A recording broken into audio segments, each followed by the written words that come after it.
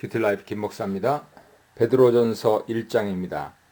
미리 아심을 따라 택함받은 나그네, 하나님 능력으로 보호받는 성도들의 미래의 구원, 선지들이 상고하고 고대한 성도들의 구원, 영적 긴장하여서 종말을 사는 성도들의 거룩함, 하나님 살리신 아들로 인한 부활신앙으로 몰아내는 현재의 두려움, 말씀으로 거듭난 성도들의 형제사랑에 대해 묵상해 보시기 바랍니다. 베드로는 문안인사에서 독자들을 택하심을 받은 흩어진 나그네로 묘사합니다. 흩어진 나그네란 바벨론 유수 이후 이방 세계에 흩어진 유대인들을 기억나게 하죠. 이것은 신약에서 복음으로 부르심받은 성도들을 가리키는 일반적인 표현입니다. 이 세상을 살아가는 그리스도인들의 영적 정체성이죠. 그리스도인들은 이 세상에서 나그네처럼 배척을 당하고 고난받으면서 살아가는 불리한 존재들입니다. 반면에 택하심을 받은 이란 표현은 그리스도인들의 특별한 신분을 설명하고 있습니다. 그리스도인들은 본질적으로 이 세상에 속한 자들이 아니라 하나님께 속한 자들입니다. 역설적으로 세상으로부터 배척을 받고 있는 그리스도인들은 하나님께 선택받은 자들입니다. 세상적인 관점에서 보면 그리스도인들은 환영받지 못하는 나그네에 불과하지만 영적 관점에서 보면 하나님으로부터 택함받은 자들인 것이죠. 2절은 그리스도인들이 어떻게 선택을 받게 되었는지 설명합니다. 삼위 하나님은 상호 협력적인 사역을 통해서 우리를 부르셨습니다. 성부 하나님은 미리 하심으로 우리를 선택하셨고요. 성령께서는 우리를 거룩하게 하심으로 하나님께 순종하는 자가 되도록 하셨고요. 예수 그리스도께서는 피 뿌리는 사역으로 우리가 하나님 앞에서 정결한 자가 되도록 하셨습니다. 베드로는 구원의 주체이신 하나님을 찬양하는 것으로 편지를 시작합니다. 그는 예수 그리스도를 통해서 우리를 구원하신 하나님의 위대한 사역을 생각하면서 하나님께 찬양 올리고 있습니다. 3절은 하나님께서 어떻게 우리를 구원하셨는지 설명합니다. 첫째, 하나님은 예수 그리스도를 죽은 자들 가운데서 살리셨습니다. 예수 그리스도의 부활이 우리를 거듭나게 하고 사한 소망을 갖게 하는 원인입니다. 하나님이 그리스도를 살리신 것은 우리에게 새로운 생명을 주기 위한 것이죠. 그리스도는 부활하기 위해 죽으셔야 했고 그의 죽으심은 곧 우리의 거듭남을 위한 것이었습니다. 그러므로 하나님이 그리스도를 죽게 하시고 살리신 것은 모두 우리의 구원을 위한 계획이었습니다. 둘째, 하나님은 많은 은혜로 우리를 새롭게 태어나게 하셨습니다. 우리가 거듭나게 된 것은 하나님의 큰 은혜입니다. 일반적으로 거듭나는 것은 수동태로 태어나다 라고 표현하는데 여기서는 능동태를 사용하여서 하나님이 우리를 낳으셨다는 뜻으로 표현하고 있습니다. 이것은 우리가 거듭나게 된 것이 하나님의 능동적이고 주권적인 역사임을 설명하는 것이죠.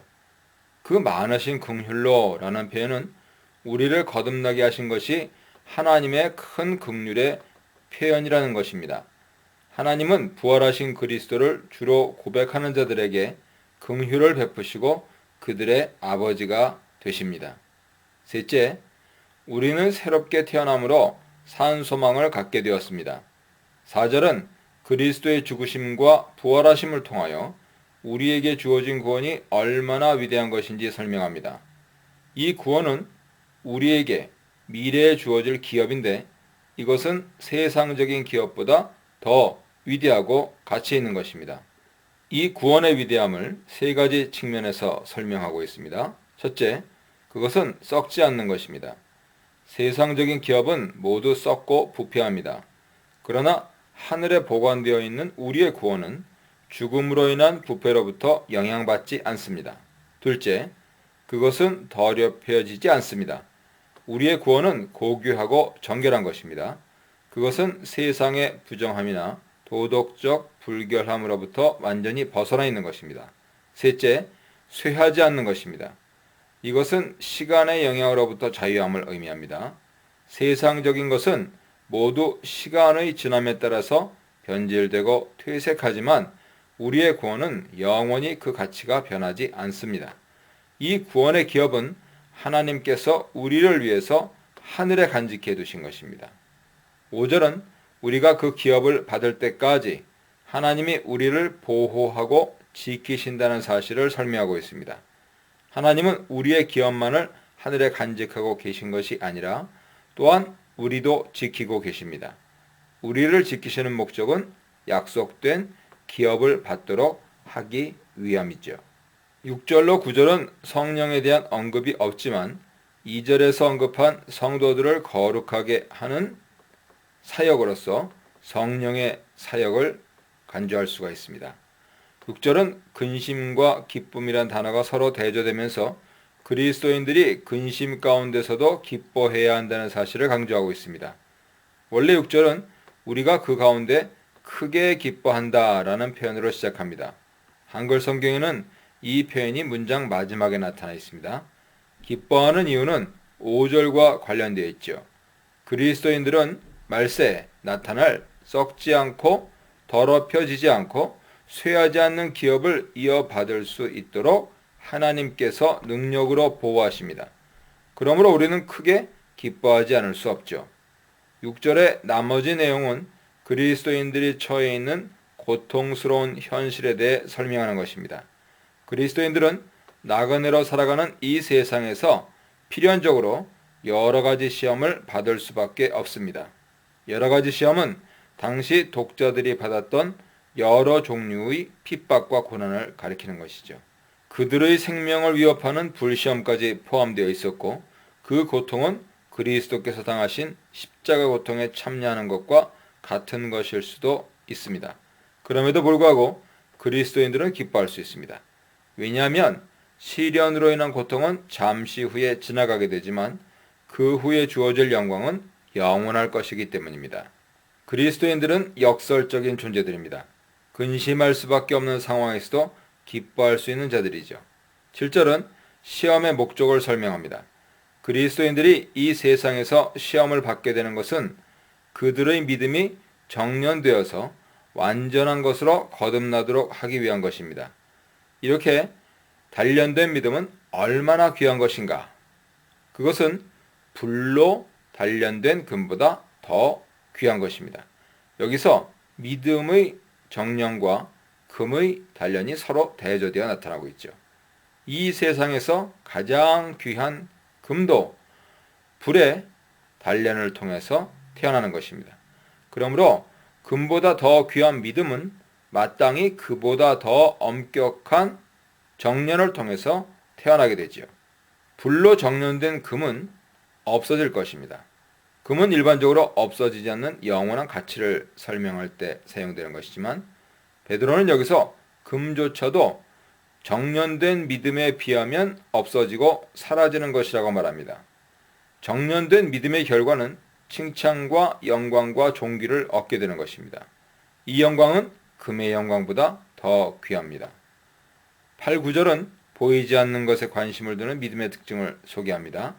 하늘에 간직된 기업이 보이지 않듯이 우리는 보이지 않는 예수를 믿고 사랑합니다. 독자들이 믿음으로 얻게 될 그 영광스러운 종말론적 구원이 그리스도의 죽음과 부활로 성취될 것이라는 사실이 구약 선지자들에 의해 미리 예언되었습니다. 그리스도께서 고난을 받으신 후에 영광으로 들어가실 것이라고 예언되었다는 사실은 지금 고난을 받고 있는 독자들에게 큰 위안이 됩니다. 그리스도께서 영광으로 들어가시기 전에 먼저 고난을 당하셨듯이 독자들도 이 고난 후에는 영광이 있을 것이라는 사실을 더욱 확신할 수 있게 되죠. 종말론적인 구원이 얼마나 신비스럽고 영광스러운 것인지 독자들은 깨달아야 합니다. 이 구원의 영광을 기억한다면 이 세상에서의 일시적인 고난은 충분히 견딜 수 있을 것입니다. 13절입니다. 과거 사건은 현재를 위한 교훈이죠. 베드로는 하나님께 부름받아 종말론적인 구원을 바라보며 살아가는 그리스도인들의 이 세상에서의 삶을 과거 출애굽했던 이스라엘 백성들의 삶과 비교하여 설명합니다. 이스라엘 백성들은 애굽을 떠나서 가나안을 향해 나아갔습니다. 그러나 그리스도인들은 과거 이방인으로서 우상 숭배하던 삶에서 떠나 복음에 순종하는 거룩한 삶을 향해 나가야 합니다. 그런데 이 여정은 쉬운 것이 아니죠. 많은 유혹과 핍박이 기다리는 것이므로 마음 준비가 단단히 필요합니다. 근신하라는 말은 정신을 차리고 주의를 집중하라는 뜻입니다. 이것은 마음의 허리를 동이는 것이 어떤 것인지 설명합니다. 독자들은 주의를 집중해서 그들에게 주어질 은혜를 소망해야 합니다. 여기서 은혜는 10절에서 말한 너희에게 임할 은혜를 가리키며 그것은 하늘에 간직된 종말론적인 구원입니다. 하나님의 은혜를 소망하는 자들의 삶의 방식은 하나님께 순종함으로써 거룩한 자가 되는 것입니다. 베드로는 먼저 독자들이 벗어버려야 할 것을 지적한 후에 그들이 추구해야 할 것에 대해 강조합니다. 독자들이 벗어버려야 할 것은 과거에 좇았던 육체의 정욕적인 삶입니다. 육체의 정욕을 좇는 것은 사탄에게 복종하는 것이며 하나님께 불순종하는 것이죠. 그러나 하나님께 순종하는 자로 부름을 받은 독자들은 이제 하나님을 본받는 자가 되어야 합니다. 너희를 부르신 거룩한 이처럼 너희도 모든 행실에 거룩한 자가 되라 하는 명령은 그리스도인들을 부르신 하나님 뜻이 무엇인지 설명하는 것입니다. 이 명령은 원래 출애굽한 이스라엘 백성들에게 주어진 명령이었습니다. 하나님은 과거 이스라엘 백성들을 거룩한 자가 되도록 부르셨던 것처럼 우리도 거룩한 자가 되도록 부르셨습니다. 거룩함의 기준은 하나님 명령에 순종하는 것이죠. 따라서 그리스도인들은 순종하는 자로 부름받았습니다. 불순종했던 이스라엘 백성들은 심판을 받아 안식에 들어가지 못했습니다. 그러므로 그리스도인들은 그러한 불행을 반복하지 않도록 조심해야 합니다. 하나님은 거룩하신 분이지만 또한 심판하시는 분이죠.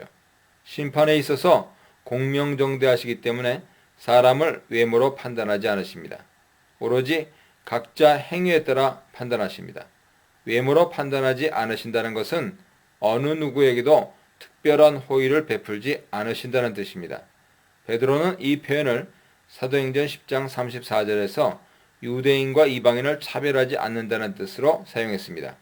여기서는 그리스도인들이 하나님을 아버지라 부른다고 해서 그들을 편애하지 않으신다는 뜻입니다. 나그네로 살아가는 동안에 우리는 하나님을 두려워하므로 그의 명령에 순종하여 하나님을 본받는 거룩한 자가 되어야 합니다. 베드로는 독자들의 존재론적 정체성에 대해서 과거와 현재를 서로 비교 설명하고 있습니다. 독자들이 과거에는 우상 숭배하던 그들의 조상으로부터 물려받은 망령된 행실에 사로잡혀 있었습니다. 그러한 망령된 행실로부터 석방되게 한 것은 은이나 금이 아닙니다. 아마 저자는 그리스 로마 세계에서 노예들이 돈으로 석방되던 것을 염두에 두었던 것 같습니다. 독자들도 과거 죄에 사로잡혔던 노예 상황에서 자유를 얻은 것은 대가를 치렀기 때문인데 그 대가는 은금이 아니라 그리스도의 보배로운 피입니다. 은금과 그리스도의 피를 비교하면 은금은 썩어 없어질 허무한 것에 지나지 않죠. 그리스도인들은 이러한 자신의 신분을 기억해야 합니다. 노예가 자유를 얻은 후에 더 이상 노예처럼 살아가지 않듯이 그리스도인들이 망령된 행실에서 구속함을 받았으면 더 이상 그러한 행실을 계속해서는 안 됩니다. 17, 18절은 망령된 행실과 흠없고 점없는 어린 양이 서로 대조를 이루고 있죠. 흠없고 점 없는 것은 원래 하나님께 바쳐질 희생제물의 육체의 완전함을 가리키는 것이지만 여기서는 망령된 행실과 비교되면서 도덕적으로 흠이 없는 그리스도의 완전한 행실을 가리킵니다. 그러므로 그리스도의 피로 구속함을 받았다는 것은 성도들이 그리스도의 피로 다시 태어났듯이 존재론적으로 그리스도와 같은 형제가 되었음을 의미합니다. 하나님은 예수 그리스도의 아버지시며 동시에 우리를 낳으신 아버지시기 때문입니다. 그리스도인들은 과거 성도들에 비해서 얼마나 더 큰 특권과 혜택을 받은 자들인지 설명합니다. 먼저 그리스도께서는 창세전부터 존재하셨지만 이 마지막 때에 독자들을 위해서 나타나셨다고 말합니다. 말세 너희를 위하여 라는 표현에서 그리스도의 오심이 특별히 종말의 시대를 살아가는 자들에게 특별한 혜택을 주는 것임을 설명합니다. 그리스도는 창세전부터 존재하셨지만 과거 성도들에게는 나타나지 않으셨고 마지막 때에 비로소 나타나셨습니다. 그러면 그리스도의 오심이 우리에게 어떤 유익을 줍니까? 그리스도의 부활과 영광 받으신 것을 통해서 우리가 하나님을 믿게 된 것, 바로 그것입니다. 과거 성도들도 하나님을 믿었지만 그들은 그리스도를 보지 못했죠. 그리스도는 하나님의 가장 완전하신 자기 계시죠. 그리스도께서 죽으시고 부활하시고 하늘 영광으로 들어가심으로 인한 결과는 그 이전에 주어지지 않았던 특별한 은혜를 주는 대사건입니다. 너희가 진리를 순종함으로 너희 영혼을 깨끗하게 하여 라는 표현은 마치 순종하는 행위로 죄 씻음을 받고 정결하게 된다고 말하는 것처럼 들릴 수도 있습니다. 그러나 이것은 어떻게 죄 씻음을 받는지에 대한 설명이 아니라 지금 독자들이 어떤 존재인지에 대한 설명입니다. 14절에 언급한 순종하는 자식처럼 독자들은 이미 진리에 순종하는 자들이 되었고 영혼이 깨끗하게 된 자들이죠. 즉 진리에 순종함과 영혼을 깨끗이 함은 서로 인과관계에 있는 것이 아니라 상호 연관관계에 있습니다. 베드로는 지금 어떤 종류의 믿음에 대해 설명합니다. 만약 독자들이 믿는다고 하면서도 복음에 순종하는 삶이 없다면 그들은 행실이 거룩한 자들이 아니다. 그러므로 믿음으로 진리에 순종하는 것이 곧 거룩한 자이며 영혼의 깨끗함을 받은 자들이다 하는 것이죠. 저자는 다시 독자들이 거듭난 것은 자신들의 행위가 아니라 말씀으로 된 것이라고 강조합니다. 거룩한 행실에 대한 베드로의 강조는 어떤 이유에서도 행위 구원을 말하는 것이 아님을 분명히 하고 있습니다. 거듭남에 대한 여기서의 설명은 18, 19절 설명과 유사합니다. 썩어질 씨와 썩지 아니할 씨에 대한 대조는 없어질 금과 보배로운 그리스도의 피에 대한 대조와 유사합니다. 여기서 썩어질 것은 육체와 육체의 영광을 가리키며 썩지 아니할 것은 항상 있는 말씀을 가리킵니다. 그러므로 독자들은 영원한 말씀으로 거듭났으므로 썩어질 육체나 육체의 영광을 추구해서는 안 되고 세세토록 있을 말씀을 추구하고 그것에 순종해야 한다 하는 것을 강조하는 것입니다.